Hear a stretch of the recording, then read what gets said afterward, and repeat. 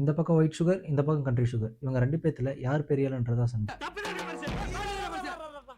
இப்படியே பேசிக்கிட்டே இருந்தா என்னடா அர்த்தம்? எது பெருசுன்னு அடிச்சு காட்டு. இந்த 2மே கரும்புலருந்து தான் எடுக்குறாங்க. ஃபுல்லா கம்ப்ளீட்டா ப்ராசஸ் பண்ணா அது வெள்ள சர்க்கரை. மொலாசஸ எடுக்காம ப்ராசஸ் பண்ணா அது வந்து நாட்டு சர்க்கரை. கேலரீஸ்ல எந்த ஒரு பெரிய வித்தியாசமும் இல்ல.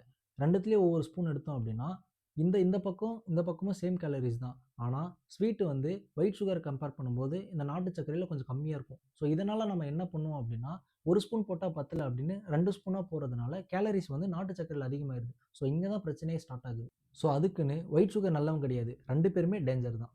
ஆனா வேர்ல்ட் ஹெல்த் ஆர்கனைசேஷன் பண்ண ஸ்டடியில less than 25 grams of sugar ஒரு நாளைக்கு எடுத்துக்கலாம் அப்படின்னு சொல்றாங்க. அதாவது 5 to 6 டேபிள் ஸ்பூன் எடுத்துக்கலாம் அப்படின்னு சொல்றாங்க. WHO சொல்லிட்டாங்களே, அப்புறம் என்ன பெரிய பிரச்சனை வரப்போகுதுன்னா, அங்கதான் ஒரு ட்விஸ்ட். நமக்கு கண்ணுக்கே தெரியாம நாம தினமும் சுகர் சாப்பிட்டுக்கிட்டு தான் இருக்கோம். ஒரு பாக்கெட் பிஸ்கெட் எடுத்துக்கிட்டீங்கன்னா, அதிலே 5 to 6 tablespoon of sugar வந்துருது. WHO சொன்ன சுகர் வந்துருது. அதையும் தாண்டி பிஸ்கட்டுக்கு டீ, காஃபி அப்புறம் வந்து ஜூஸ் எடுத்துப்போம். ஜூஸ்லாம் வந்து ஸ்பூன்ல சுகர் போட மாட்டாங்க. கரண்டி வச்சிருப்பாங்க. கரண்டில அள்ளி போடுவாங்க. ஸோ நம்ம ஒவ்வொரு நாளும் நம்ம அளவே இல்லாம அதிகமான சுகர் தான் சாப்பிட்டுக்கிட்டு இருக்கோம். ஸோ இந்த மாரி சுகர் அதிகமா சாப்பிடுறதுனால தான் இந்த பிம்பிள்ஸ் வர்றது, குண்டாகுறது, டயபெட்டிஸ், அப்புறம் டயர்டா இருக்கிறது, வீக் இம்யூனிட்டி, ஸோ இந்த மாரி பல பிரச்சனை காஸ் பண்ணுது. ஸோ இதை நம்ம எப்படி அவாய்ட் பண்ணலாம் அப்படின்னா, சுகர் கட் பண்றது இல்லைன்னா சுகர் கம்மியாக எடுக்கிறது தான் ஒரே வழி. சுகர் நோ எல்லாத்துக்கும் நோ. சுகர் ரெடியூஸ் பண்ணுறது, சுகர் கட் பண்ணுறது ரொம்ப கஷ்டமான ஒரு விஷயம் அப்படின்லாம் இல்லை.